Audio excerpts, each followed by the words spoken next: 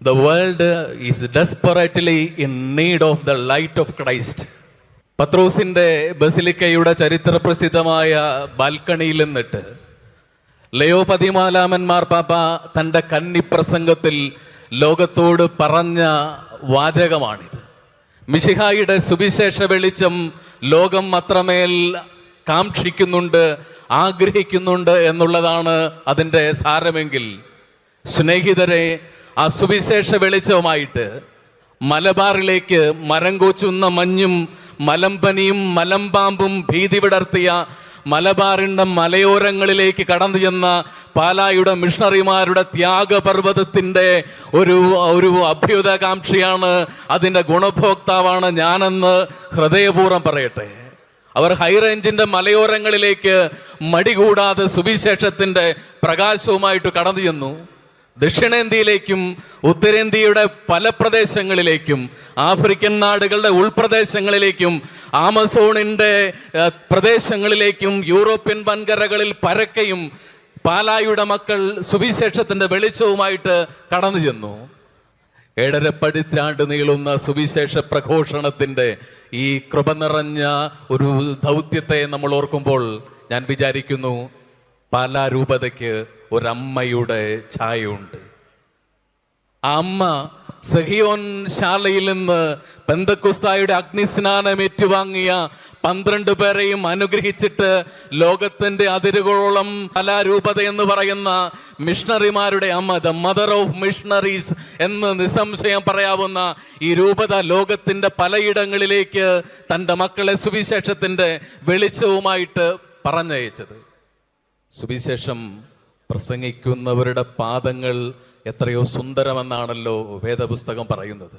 സ്നേഹിതരെ, മിഷണറിമാരെ, നിങ്ങളുടെ ദീപ്ത പാദങ്ങളിൽ ഞങ്ങളുടെ സ്നേഹപ്രണാമം കൂടി അർപ്പിക്കാൻ ഞാൻ ഈ അവസരം ഉപയോഗിക്കുകയാണ്. മറ്റേത് കാലത്തെക്കാളും പ്രേക്ഷിത പ്രവർത്തനങ്ങൾക്ക്, മിഷണറി പ്രവർത്തനങ്ങൾക്ക് ഒരു പ്രസക്തി വർദ്ധിച്ചിട്ടുള്ള ഒരു കാലത്ത് നമ്മൾ ജീവിക്കുകയാണ്.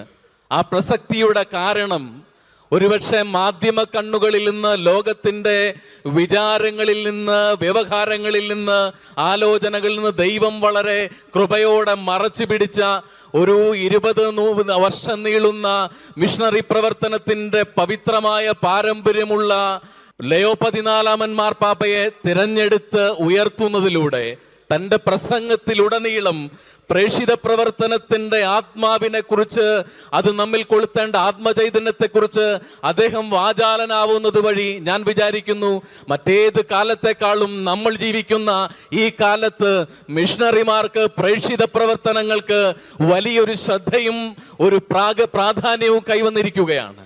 സിസ്റ്റൈൻ ചാപ്പലിൽ നടത്തിയ പ്രസംഗത്തിൽ ലയോ 14 മാർപ്പാപ്പ വിശുദ്ധ ഇഗ്നേഷ്യസിന്റെ, അന്ത്യോക്യയിലെ ഇഗ്നേഷ്യസിനെ ഓർമ്മിച്ചുകൊണ്ട് ഇങ്ങനെ പറയാണ് അദ്ദേഹത്തിന്റെ ഒരു വാചകം. വിശുദ്ധ ഇഗ്നേഷ്യസ് ആ വാചകം പറയുന്നത്, കൈകാലുകൾ വിലങ്ങുകളാൽ ബന്ധിക്കപ്പെട്ട് അദ്ദേഹം വന്യമൃഗങ്ങൾക്ക്, സിംഹങ്ങൾക്ക് ഇരയാക്കപ്പെടുന്നതിന് വേണ്ടിയിട്ട് ഇന്നത്തെ സെന്റ് പീറ്റേഴ്സ് ബസിലിക്കയുടെ ചത്വരമെന്നോ ഒരുപക്ഷെ സെന്റ് പീറ്റേഴ്സ് ബസിലിക്കയുടെ ഭാഗങ്ങളൊക്കെ ഉൾക്കൊള്ളുന്ന പുരാതന കാലത്തെ നീറോയുടെയും കലിഗുളയുടെയും സർക്കസ് എന്നറിയപ്പെടുന്ന മൃഗയാ വിനോദത്തിന്റെ ഗ്രൗണ്ടിലേക്ക് വലിച്ചിഴക്കപ്പെടുമ്പോൾ അദ്ദേഹം ഇങ്ങനെ പറയാണ്, then I will become the true disciple of Christ when the world no longer sees my body. ഇത്തിരി കഴിയുമ്പോൾ വന്യമൃഗങ്ങൾ ഒരു അസ്ഥി കഷ്ണം പോലും ബാക്കി വയ്ക്കാതെ കടിച്ചു പൊട്ടിച്ച് ഭൗതിക ശരീരത്തെ നാമാവശേഷമാക്കുന്ന, നശിപ്പിക്കുന്ന സമയത്തെ ആത്മാവിൽ കണ്ടിട്ട് മഹാപ്രേക്ഷിതനായിട്ടുള്ള ഇഗ്നേഷ്യസ് പറയാണ്, then I will become truly the disciple of Christ when the world no longer sees my body. ഇതാണ് യഥാർത്ഥത്തിൽ മിഷണറി പ്രവർത്തനത്തിന്റെ ആത്മചൈതന്യം എന്ന് പറയുന്നത്. മാർപ്പാപ്പ ഇഗ്നേഷ്യസിനെ ഉദ്ധരിച്ചുകൊണ്ട് തുടർന്ന് ഇങ്ങനെ പറയാണ്, മിശിഹ നിലനിൽക്കുന്നതിനു വേണ്ടി ഞാൻ അപ്രത്യക്ഷനാകേണ്ടിയിരിക്കുന്നു. മിശിഹ സകലനാരും അറിയപ്പെടുന്നതിനും മഹത്വപ്പെടുത്തുന്നതിനും വേണ്ടി ഞാൻ ചെറുതാകേണ്ടിയിരിക്കുന്നു. അവൻ ലോകത്താൽ സ്നേഹിക്കപ്പെടുന്നതിന് വേണ്ടി ഞാൻ സ്വയം വ്യയം ചെയ്യേണ്ടിയിരിക്കുന്നു. വൈദികരായും സമർപ്പിതരായും അൽമായരായിട്ടും ലോകത്തിന്റെ വിവിധയിടങ്ങളിൽ മിശിഹായെ പ്രഘോഷിക്കുന്ന ഇവരാരാണ്? അവൻ അറിയപ്പെടുന്നതിന് വേണ്ടി സ്വയം ശൂന്യരാക്കപ്പെട്ടവരാണ്. അവൻ സകലരാലും സ്നേഹിക്കപ്പെടുന്നതിന് വേണ്ടി മുറിക്കവേൽക്കപ്പെട്ടവരാണ്. അവൻ മഹത്വീകൃതനാകുന്നതിന് വേണ്ടി സ്വയം വ്യയം ചെയ്തവരാണ്. എൻ്റെ ഒരു സ്നേഹിതൻ അച്ഛനുണ്ട്. അദ്ദേഹത്തിന്റെ പെങ്ങൾ സിസ്റ്റർ ആഫ്രിക്കയിലാണ് ജോലി ചെയ്യുന്നത് നീണ്ട പതിറ്റാണ്ടുകൾ. ഞാൻ റോമിൽ പഠിച്ച കാലത്ത് ഈ സിസ്റ്റർ ആഫ്രിക്കയിൽ നിന്ന് വന്നപ്പോൾ അച്ഛൻ്റെ കൂടെ ഞങ്ങൾ ബസിലിക്കകളൊക്കെ കാണാൻ കൊണ്ടുപോയി. അങ്ങനെ നീണ്ട കാലത്തിന് ശേഷമാണ് ഈ ആങ്ങളെയും പെങ്ങളും തമ്മിൽ കാണുന്നത്. അദ്ദേഹം വളരെ സങ്കടത്തോടെ എന്നോട് പറയാണ്, ഞങ്ങളുടെ കുടുംബത്തിലെ ഏറ്റവും വെളുത്തതായിരുന്നു ഇവൾ. അച്ഛൻ ഇപ്പോൾ ശ്രദ്ധിച്ചോ, ആഫ്രിക്കയിലെ കൊടും വെയിലടിച്ച് കറുത്തതിൻ്റെ തൊലി മുഖം മുഴുവൻ കരുവാളിച്ചിരിക്കുന്നു. നമ്മുടെ മുമ്പിലിരിക്കുന്ന ഈ സന്യസ്തർക്ക്, ഈ പുരോഹിതർക്ക് മിശിഹ ലോകത്തിലെങ്ങും സ്നേഹിക്കപ്പെടുന്നതിനും അറിയപ്പെടുന്നതിനും അവന്റെ പരിശുദ്ധനാമം മഹത്വപ്പെടുന്നതിനും വേണ്ടി അവരനുഭവിച്ച ത്യാഗത്തിന്റെ വടുക്കളും ക്ഷതങ്ങളും അവരുടെ ശരീരത്തിലുണ്ട്. അവരേറ്റ അപമാനത്തിന്റെ തിക്തതകളൊക്കെയും അവരുടെ ആത്മാവിലും മനസ്സിലും അവശേഷിച്ചിട്ടുണ്ട്. പ്രിയരെ, നിങ്ങളേറ്റ മുറിവുകളിലൂടെയാണ്, സഹനങ്ങളിലൂടെയാണ് നമ്മുടെ കർത്താവ് ഇന്നും ലോകത്തിൽ പ്രസക്തനായിട്ട് നിലനിൽക്കുന്നത്. ഞാനൊരു സിനിമ കഥ പറയാം. ഒരു ഇറ്റാലിയൻ സിനിമയാണ്. അതിൻ്റെ പേര് സാൻ പിയത്രോ എന്നാണ്, സെന്റ് പീറ്റർ എന്നാണ് ഇംഗ്ലീഷിൽ അർത്ഥം. ഒമർ ഷരീഫ്, വിഖ്യാതനായ ഹോളിവുഡ് നടൻ ഒമർ ഷരീഫ് മുഖ്യ കഥാപാത്രം അഭിനയിച്ച സിനിമയാണ്. വിശുദ്ധ പത്രോസ് അപ്പസ്തോലന്റെ ജീവിതത്തിന്റെ അവസാനത്തെ ചില കാലഘട്ടമാണ് ഈ സിനിമയുടെ പ്രമേയം. ഞാനതിലെ 3 മുഹൂർത്തങ്ങൾ നിങ്ങളുടെ ശ്രദ്ധയിലേക്ക് ഈ മിഷണറി സംഗമത്തിന്റെ മനോഹരമായ സമയത്ത് കൊണ്ടുവരട്ടെ. ആദ്യത്തെ രംഗം ആരംഭിക്കുന്നത് ജെറുസലേമിലെ അപ്പസ്തോലിക കൂട്ടായ്മയിലാണ്. പരിശുദ്ധ മറിയത്തോടൊപ്പം ഒരുമിച്ചിരിക്കുന്ന ഈ ശിഷ്യരുടെ കൂട്ടായ്മയ്ക്ക് വിശുദ്ധ പത്രോസ് ലീഹായ്ക്ക് റോമിൽ നിന്ന് ഒരു കത്ത് കിട്ടുകയാണ്. നീറോ ചക്രവർത്തി തലവെട്ടിക്കൊല്ലാൻ കൽപ്പന പുറപ്പെടുവിച്ച് മരണത്തിന്റെ മണിക്കൂർ കാത്തിരിക്കുന്ന ഒരു കൊടുംകുറ്റവാളി കത്തയച്ചിരിക്കുകയാണ് പത്രോസിന്, അയാളുടെ അന്ത്യാഭിലാഷം പറഞ്ഞുകൊണ്ട്. ശിമയോൻ ഈ കത്ത് തുറക്കുകയാണ്. അതിൽ ഈ കൊടുംകുറ്റവാളിയുടെ അന്ത്യാഭിലാഷം, മരിക്കുന്നതിന് മുമ്പുള്ള അവസാനത്തെ ആഗ്രഹം എന്താണെന്നറിയാമോ? കർത്താവ് കേപ്പ എന്ന് വിളിച്ച സ്വർഗരാജ്യത്തിന്റെ താക്കോലുകൾ കൊടുത്ത ശിമയോൻ പത്രോസിനെ അയാൾക്ക് അവസാനമായിട്ടൊന്ന് കാണണം. ഈ ആവശ്യം കേൾക്കുന്ന പാടെ ആ കത്തിൽ നിന്ന് ഇങ്ങനെ പറഞ്ഞുകൊണ്ടാണ് ശിമയോൻ കണ്ണുകൾ ഉയർത്തുന്നത്. Oh no, I am too old. ജെറൂസലേമിൽ നിന്ന് ദുർഘടമായ കടൽ യാത്ര നടത്തി റോമിലെത്താനും മാത്രം ഒരു യൗവനം ശരീരത്തിൽ അവശേഷിക്കുന്നില്ല എന്ന് തിരിച്ചറിഞ്ഞിട്ട് പത്രോസ് പറയാണ്, oh no, I am too old. ഇത് പറഞ്ഞിട്ട് അയാൾ കണ്ണുകൾ ഉയർത്തുമ്പോൾ കാണുന്നത് അയാളെ തന്നെ സാഗൂതം നോക്കുന്ന മറിയത്തിന്റെ മുഖത്തേക്കാണ് അയാളുടെ കണ്ണുകൾ ചെല്ലുന്നത്. രണ്ടാമത്തെ രംഗം പ്രായാധിക്യത്തെക്കുറിച്ച് പരാതി പറഞ്ഞ ശിമയോൻ പത്രോസിനെ കാണിക്കുന്നത് ഒരു ദീർഘയാത്രയ്ക്ക്, അയാളുടെ തികഞ്ഞ വാർദ്ധക്യത്തിൽ ദുർഘടമായ ഒരു യാത്രയ്ക്ക് സഞ്ചി മുറുക്കുന്ന ശിമയോൻ പത്രോസിനെയാണ്.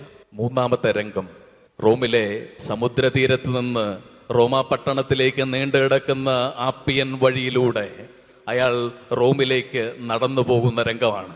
അങ്ങനെ നടക്കുമ്പോൾ അയാൾക്കെതിരെ റോമിന്റെ മതിലുകൾക്ക് അടുത്തെത്തുമ്പോൾ ഒരാൾക്കൂട്ടം വരുന്നുണ്ട്.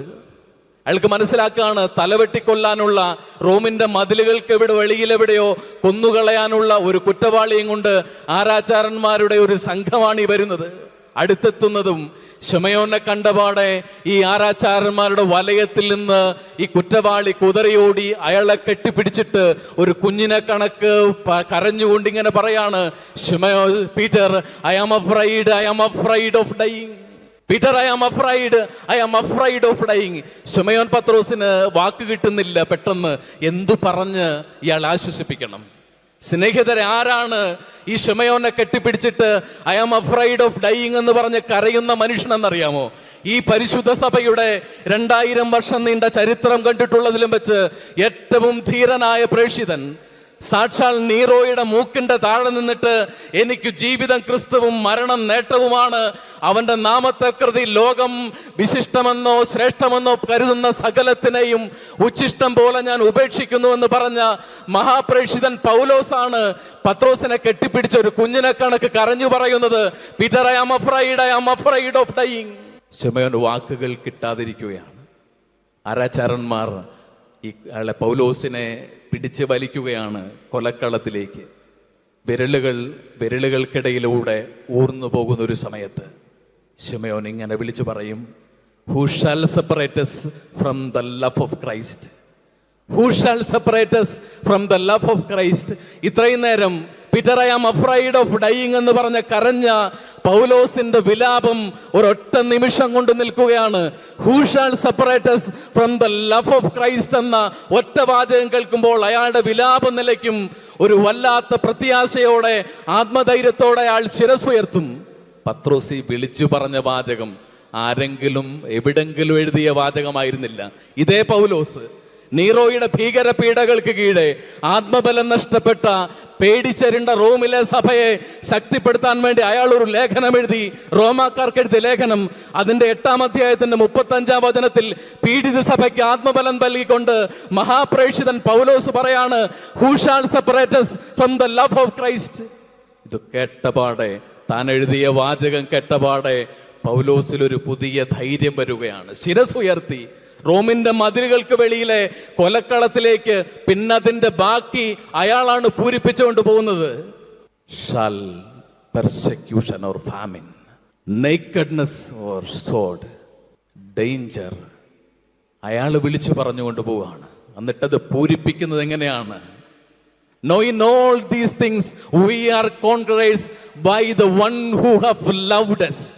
നമ്മളെ സ്നേഹിച്ചവൻ മുഖാന്തരം വാളിലും പട്ടിണിയിലും ആപത്തിലും നഗ്നതയിലും നമ്മൾ വിജയം വരിച്ചിരിക്കുന്നു എന്ന് പറഞ്ഞാണ് പൗലോസ് കൊലക്കളത്തിലേക്ക് നടന്നു നീങ്ങുന്നത്. മിഷണറിമാരായിരിക്കാൻ, പ്രേക്ഷിതരായിരിക്കാൻ വേണ്ട ഏറ്റവും വലിയ ഗുണമെന്താണ്? നസറായനായ യേശുവിനോടുള്ള സ്നേഹമല്ലാതെ മറ്റെന്താണ്? ഈ കാലത്ത് സ്നേഹത്തെക്കുറിച്ച് പറയാൻ വൈദികർക്കോ സമർപ്പിതർക്കോ സന്യസ്തർക്കോ സന്യാസിമാർക്കോ തീരെ താല്പര്യമില്ല. കാരണം പ്രണയത്തെ ബലി ചെയ്തവരാണ് നമ്മളെന്നാണല്ലോ വെപ്പ്. പ്രണയത്തെ ബലി ചെയ്തിട്ടാണ് നമ്മൾ ഈ ശുഭ്രവസ്ത്രമോ സന്യാസ വസ്ത്രമോ ഒക്കെ ധരിക്കുന്നത്, ഉള്ളിലെ പ്രണയത്തെ. പക്ഷെ സ്നേഹത്തെക്കുറിച്ച് പറയാൻ നമ്മൾ മടിക്കുന്നത് കൊണ്ട് എന്താണ് ഉണ്ടാവുന്ന അറിയാമോ? സ്നേഹമില്ലാത്തൊരു സമൂഹം നമുക്കിടയിൽ രൂപപ്പെടുന്നുണ്ട്.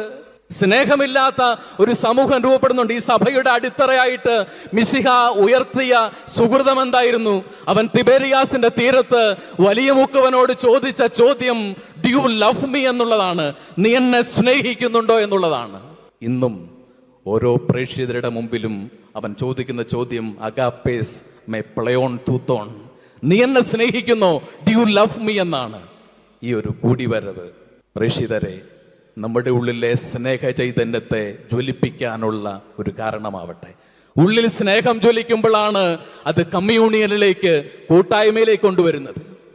അസ്വസ്ഥതകളും വിഭാഗീയതകളും ഭിന്നതകളും അനുസരണക്കേടുകളും സഭകളിലും സന്യാസ ഭവനങ്ങളിലും പെരുകുന്നുണ്ടെങ്കിൽ കാരണം എന്താണെന്ന് ചോദിച്ചാൽ ഉള്ളിലെ സ്നേഹം നഷ്ടപ്പെടുന്നു എന്നുള്ളതാണ്.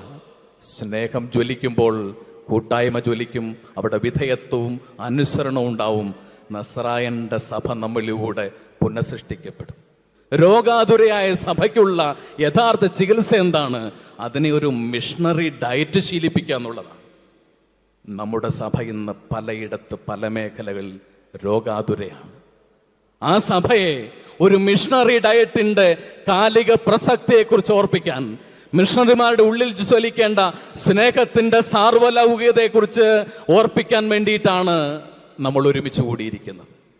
നസറായനോടും അവൻ്റെ സഭയോടുമുള്ള അഗാധ സ്നേഹത്താൽ സ്നേഹിതരെ നിങ്ങൾ ജ്വലിക്കാനിടയാവട്ടെ എന്ന ദീപ്ത പ്രാർത്ഥനയോടെ നമ്മുടെ കർത്താവിൻ്റെ നാമത്തിൽ നിങ്ങൾക്കെല്ലാവർക്കും സ്നേഹവന്ദനം. പാലായിൽ വന്നിട്ട് ഒരു വാക്ക് സുറിയാനി പറഞ്ഞില്ലെങ്കിൽ അത് മോശമാകും. ബ്രീഖ് ക്യംദാദ മാറാൻ ഈശോമിശിഹ. നമ്മുടെ കർത്താവിൻ്റെ തിരുവുത്ഥാനത്തിൻ്റെ എല്ലാ ആശംസകളും